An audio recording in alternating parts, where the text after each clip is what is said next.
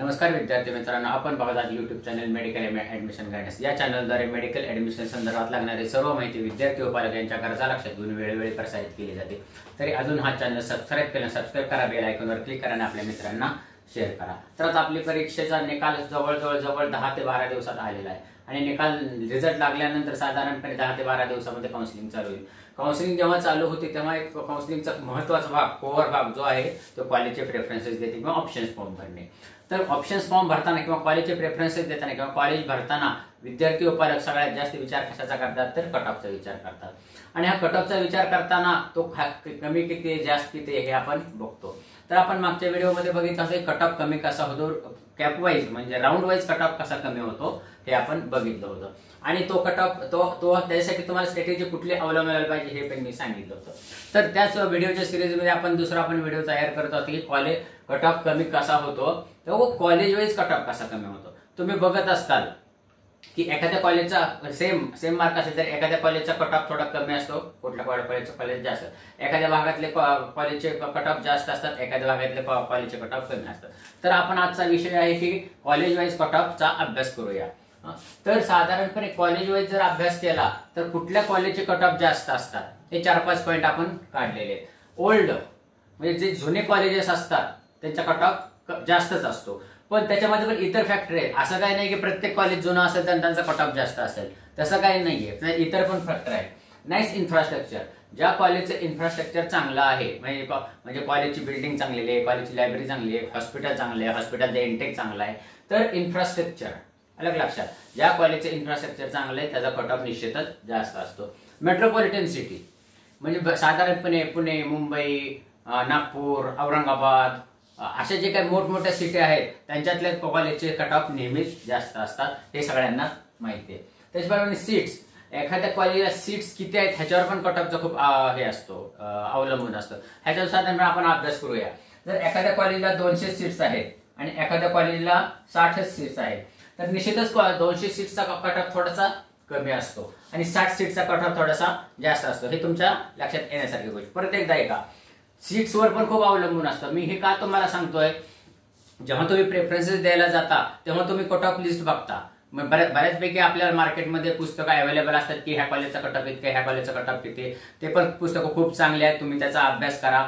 पण अभ्यास करताना कट ऑफचा नीट बघा की त्या कॉलेजचे सीट्स किती आहेत। एखाद्या कॉलेजचा कट ऑफ कमी असेल काय तर त्याचे सीट्स किती आहेत हे पण बघा, त्याचं इन्फ्रास्ट्रक्चर बघा, त्याचं पुढचं पण बघणार आहे आपण, ते पण बघा। आणि एखाद्या कॉलेजला जर जागा जास्त कमी असतील तर त्याचा कट ऑफ वर असतो, अलग लक्षात। गुड एज्युकेशन, ज्या कॉलेजचं एज्युकेशन चांगलं आहे त्याचा कट ऑफ नेहमीच जास्त असतो।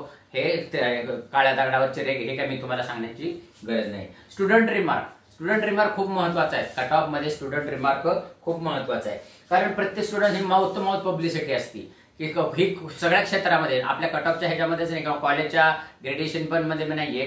प्रत्येक स्टुडंट सांगते की हा हे खूप कॉलेज जुना सोडलं, हा कॉलेज हे खूप चांगलं आहे, हे खूप चांगलं आहे, त्याच्यामुळे ऑप्शन जास्त मार्काची मुलं तिथं ऑप्शन देतात, त्याचा कट ऑफ निश्चितच जास्त असतो। आता ह्याचा जर अभ्यास केला तर एखादं कॉलेज जर जुनं आहे पण त्याचं एज्युकेशन जर एवढं खास नसेल तर त्याचा कट ऑफ कमी येणार। एखादं कॉलेज जुनं आहे पण त्याचं इन्फ्रास्ट्रक्चर जर चांगले नसेल तर त्याचा कट ऑफ कमी। एखादं कॉलेज जुनं आहे पण ते मेट्रोपॉलिटन सिटीमध्ये नाहीये, त्याचा पण कट ऑफ कमी होऊ शकतो। तर कट ऑफ बघताना तुम्ही हे सगळ्या गोष्टी बघा।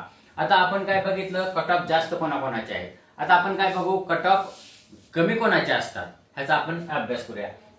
कट ऑफ कमी असतात साधारणपणे न्यू कॉलेजेस, हे नेहमी कट ऑफ कमी असतो, हे सगळ्यांनाच माहिती आहे, कारण ते एक तर त्याबद्दल माहिती नसते त्याच्यामुळे त्याचं कट ऑफ कमी।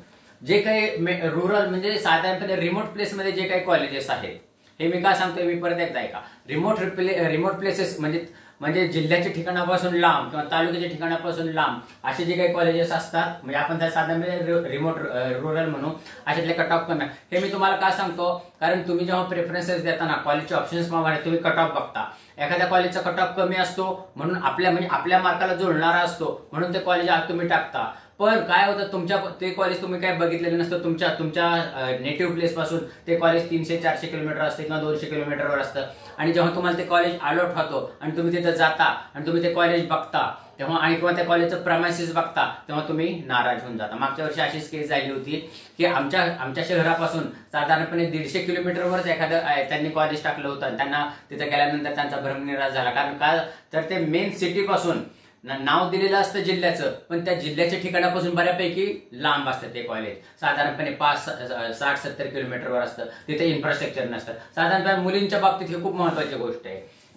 ते कॉलेज कुठं आहे हे पण खूप महत्वाचं आहे. आणि इन्फ्रास्ट्रक्चर पण तुम्ही लक्षात घ्या. कारण जेव्हा तुम्ही प्रेफरन्सेस टाकता तेव्हा ह्याचा सगळा तुम्ही विचार करायला पाहिजे की ह्या कॉलेजचा कट ऑफ कमी का आहे. तर इन्फ्रास्ट्रक्चर पुअर असेल, लक्षात आलं का, एखाद्या कॉलेजचं इन्फ्रास्ट्रक्चर पुअर असेल तरी त्याचा एक कट ऑफ कमी असतो. म्हणजे त्याचं हॉस्पिटल जास्त व्यवस्थित नाहीये, कॉलेजची बिल्डिंग नाहीये, लायब्ररीची सोय नाहीये किंवा पेशंटचा इंटेक कमी आहे, असं असेल तरी त्याचा कट ऑफ कमी असतो. ह्याचा पण तुम्ही अभ्यास करा.